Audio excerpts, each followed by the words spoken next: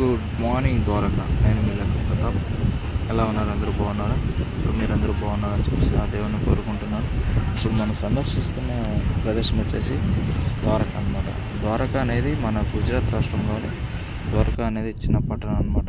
So ఇక్కడ ఎవరు ప్రసిద్ధి చెందినది, దేనికి ప్రసిద్ధి చెందినది అనేది కూడా నేను ఇప్పుడు ఈ వీడియోలో వివరంగా చెప్తాను. ఫుల్ వీడియో కావాలంటే మన యూట్యూబ్ ఛానల్ ఉంటుంది, అక్కడికి వెళ్ళి చూడండి అనమాట. ఫుల్ వీడియో అప్పుడు మీకు పూర్తి డీటెయిల్స్ తెలుస్తాయి అన్నమాట. ఇప్పుడు మనకి ద్వారకాలోని శ్రీకృష్ణ దివ్య క్షేత్రాలలో అతి విశిష్టమైనది గుజరాత్లోని ఈ దివ్యధామం అని చాలామంది అంటుంటారు అనమాట.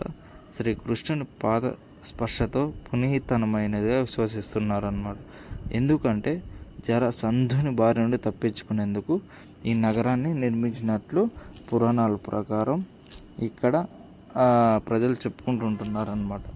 ఇప్పుడు మనం ద్వారకా సందర్శించడం ఎలాగా, అలాగే మన ఈ ద్వారకాలో శ్రీకృష్ణుడు ఎక్కడ జన్మించాడు, అలాగే మన కృష్ణుడి భార్య ఎవరు, మన కృష్ణుడు ఎంతమంది గోపికలను పెళ్లి చేసుకున్నాడు, కృష్ణుడు ఎప్పుడు చనిపోయాడు, శ్రీకృష్ణుడు స్థాపించిన ఈ ద్వారకాన్ని ఎవరు నాశనం చేశారు, అసలు ఈ ద్వారక ఇప్పుడు నిజంగానే ఉందా, ఉంటే ఒకవేళ ద్వారక నీటి అడుగున ఎంత వయసు ఉంటుంది, అలాగే ఎంత లోతులో ఉంటుంది అనేది కూడా నేను ఇప్పుడు ఈ వీడియోలో క్లుప్తంగా నేను వివరించి చెప్తాను అన్నమాట.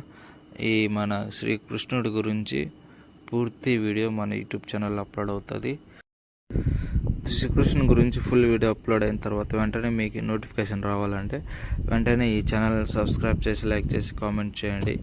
సో బెల్ ఐకాన్ అలర్ట్ అంటే ఆన్లో పెట్టుకుంటే నేను ఏ వీడియోస్ అయితే నేను అప్లోడ్ చేసినా వెంటనే అది మీకు మెసేజ్ రూపంలో వస్తుందన్నమాట. సో అప్పుడు మీరు తప్పకుండా ఇలాంటి మరిన్ని వీడియోస్ మీరు చూడవచ్చు అనమాట.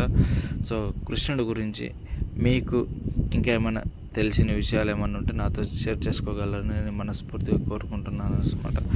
సో ఇంతటితో ఈ వీడియో నేను ఏం చేసేసి నెక్స్ట్ వీడియోకి మన ద్వారకాలో సందర్శించవలసిన ప్రదేశాలు ఏంటనే నేను చూపిస్తాను.